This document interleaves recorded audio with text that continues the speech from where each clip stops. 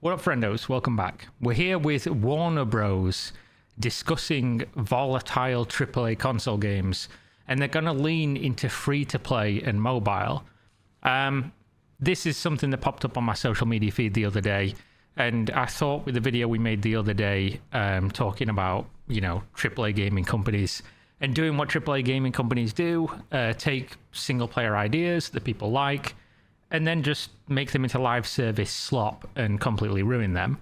Why do they do this? It's because, obviously, if you make a good game and you release it for a one-time box price, you make a one-time box price, whereas, as MMOs have proven over the years, it's much more lucrative to release something that you can have essentially an unlimited ceiling in spending. Usually making games pay to win, tedious, and just basically slopping out content every now and again with a bunch of microtransactions, of course. It's what they love to do. Instead of just making games that people enjoy and they pay you well for that, they get upset that they repeatedly make like one good game for every 10 mediocre games that they put out, maybe a couple really bad ones thrown in there as well, and then they instead say, oh, because we need more money, we'll just go the route of milking people with shitty, mediocre experiences. So this is a GameSpot article by Eddie McCouche. During a recent Morgan Stanley speaking event, Warner Bros. Discovery gaming boss JB Perrette discussed some of the company's strategy for gaming going forward, and it includes more live service, crowd goes fucking mild, mobile, fantastic, and free-to-play games. Now, just for the record, I'm not someone who's vehemently against live service. Some live service games have been fun, they've been fine. I just think that, obviously, when you've released a game like Hogwarts Legacy, which is it was the best-selling game, I believe, for 2023, to turn around and go, yeah, that's great and everything, but live services, especially when they've just released the Suicide Squad game, which is just utter garbage. You'd obviously think, well, you've had success with that, why don't you lean into that a little bit more, put some, reinvest some of those funds into that. But of course, that's not perpetual revenue, which is all they care about. So if you make a good live service game, fine, it is what it is. Mobile games obviously interest me in no way whatsoever, and I think free to play for the right type of game is fine, right? Who cares? We've all played some free-to-play games. Some of them are really good. Some of the best games are free-to-play. And if they're monetized with just skins, fine, who cares? He said, quote, "We're doubling down on games as an area we think there is a lot more growth opportunity that we can tap into with the IP that we have and some of the capabilities we have on the studio, where we are uniquely positioned as both a publisher and a developer of games." Not wrong. Warner Bros. Does have a lot of IPs that people would love to see games for. The Kill the Justice League game was one of them, but it was shit. Kind of a problem. Perrette said, WBD's recent gaming output is focused on AAA games for console. Why do that? Just focus on AAA games. Have them on console, sure, but PC, PC gamers. And that's great when a game like Hogwarts Legacy sells 22 million copies and becomes the best-selling game of the year. But this kind of success is never guaranteed in what Perrette said was a volatile market. Now, I'm going to translate this for you guys. I'm sure most of you have picked up on this already. When a, executive or somebody in charge of one of these big companies says an industry is volatile, a market is volatile, what they mean is we have to put some word on our lack of competence. And volatile sounds like it's out of our hands, when in reality it's firmly in our hands and we just fucked up. So what we did was we released a game that people really liked in Hogwarts Legacy, and it did really well. So we're going to contrast that to a game that nobody liked because it wasn't good, and we're going to say that's volatility. The market is not volatile, you just released a shit game, especially in contrast to a really good one. He pointed out that one of WBD's latest big games, Suicide Squad Kill the Justice League, was a disappointment for the company. Not just the company, mate, it was a disappointment for everybody.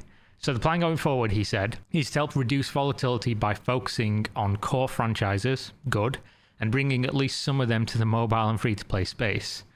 It is what it is, what do we expect? As well as continuing to invest in live service games that people play and spend money on over a long period of time. That second part's the important one. continue to spend money for a long period of time. This will help WBD generate more consistent revenue, he said, going on to tease that WBD had some new mobile free-to-play games coming out this year. Oh, can't fucking wait. Also worth noting is that just because WBD may push into new places, that doesn't necessarily mean it will stop making big single-player AAA games. Good. I feel like Hogwarts Legacy is one of those where the game sold really well. I played and finished the game. The game was really good.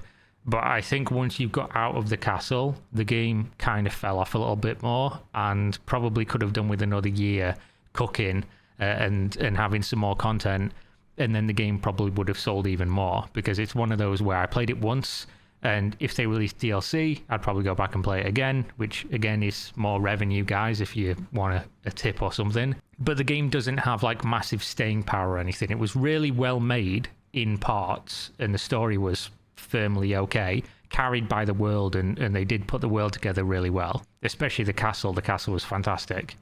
But I wouldn't say that's something that's easy to replicate, and obviously a game like that takes years and years to make. So you can see why these AAA companies go for the low-hanging fruit of, let's put that same amount of time and money into something that has zero ceiling on earnings, as opposed to if we put loads of money into a Hogwarts Legacy 2, then it doesn't do well. But I mean, that's the business you're in, right? So you can't really complain about it. Calling it Volatile is just silly. Rather than launching a one-and-done console game, how do we develop a game around, for example, a Hogwarts Legacy or Harry Potter that is live service, where people can live and work and build and play in that world in an ongoing basis, he said. Now, obviously, loads of people are clowning on this, and I agree to an extent, because live service is the 2020 forward boogeyman of video gaming, right? Its live service is garbage, nobody likes it, it's always bad, it ruins games. And I don't think that's necessarily true. I just think that there's obviously a lot of filler, right? There's a lot of bang average live service games, just like there's a lot of bang average just single player and single experience games. I do think when you're obviously trying to make something last for a really long time, you have to put a ton of effort into doing it. And a lot of people are never happy, even if they got like 50 hours out of a game, you'll see people complaining. But obviously, if you're trying to stretch, you know, like the quote from Lord of the Rings, if you're trying to stretch, you know, too little butter over too much bread, or whatever he says, it's obviously going to feel like a worse game, right? Because there's just not enough stuff there and they're trying to make it last, which is where a lot of live services fail. So I'm not against if you're going to make like a Harry Potter that's multiplayer and online and it has like MMO elements or whatever. That's fine. I'd probably actually be really interested in that. So I'm not going to clown on them too much because it makes sense.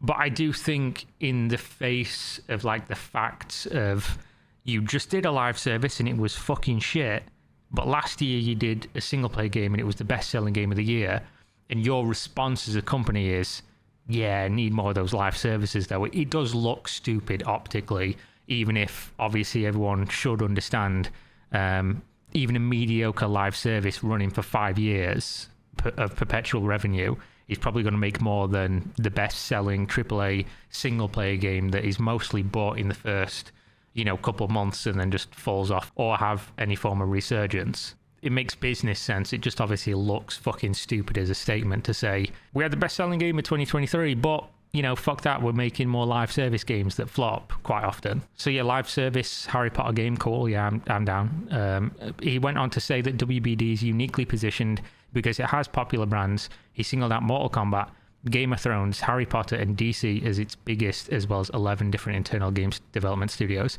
You know what really surprises me? I didn't know they had Game of Thrones. I completely blanked on that one. Bro, why is there...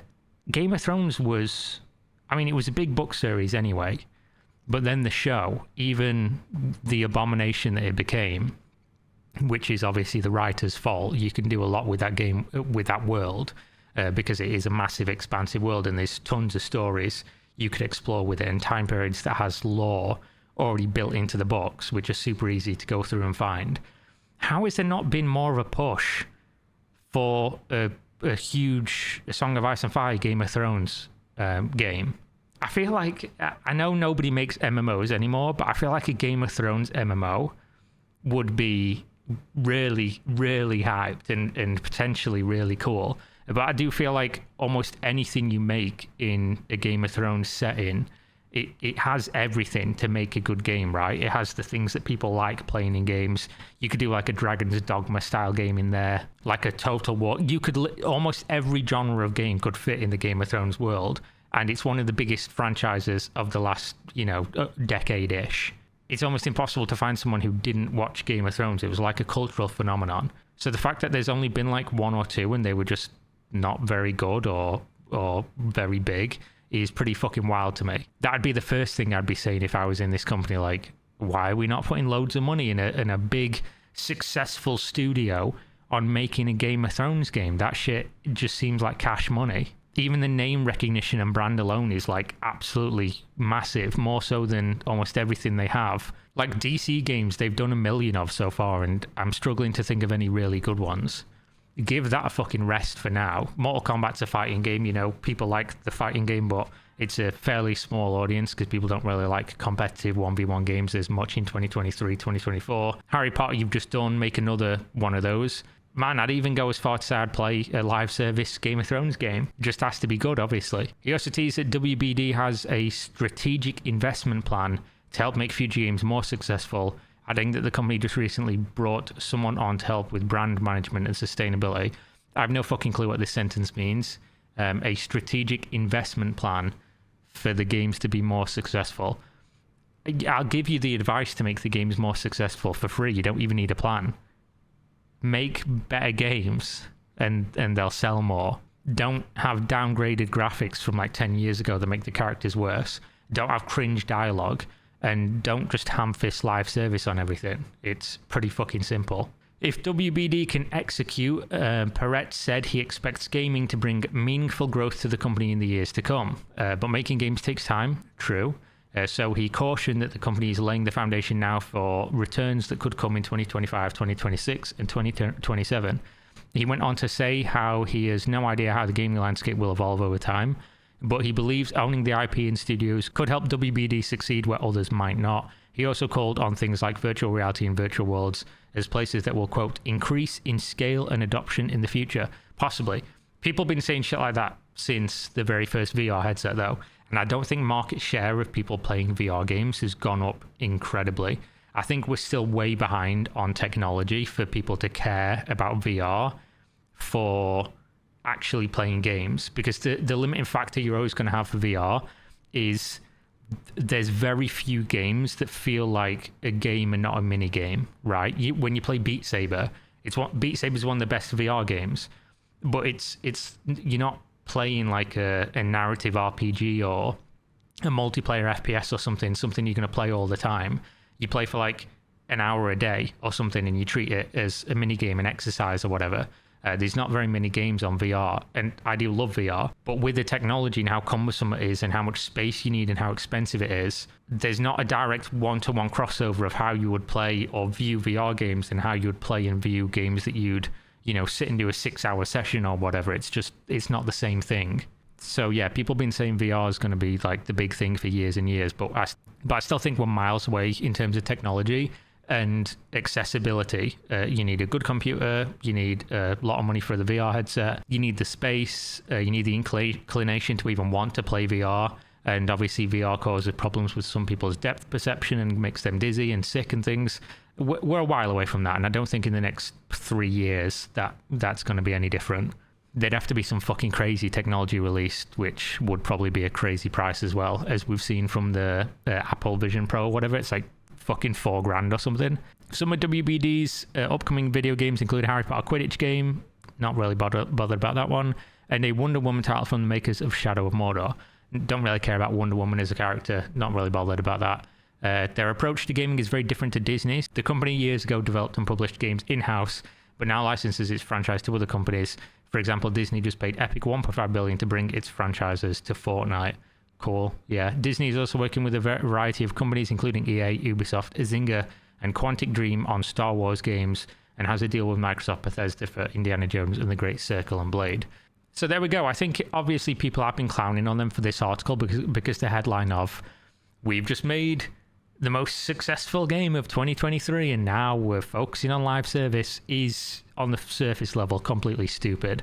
And I mostly don't like live service games. I think the ones that stand out as really good they're good. But do I play a lot of them? No. You know, I mostly want to play a single player experience.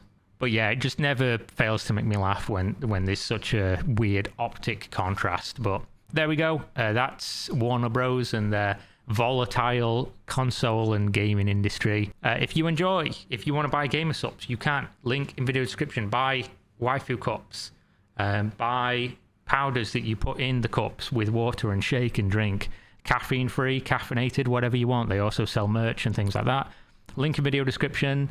You get a discount, I get money off your purchase. It gives me money either way. Who cares? On top of that, if you like Magic the Gathering, check out the other link in the video description. That's a Magic channel. There should be a deck tech going up in the next couple of days, as well as me opening 6 collector booster boxes of Fallout, the new set that released today.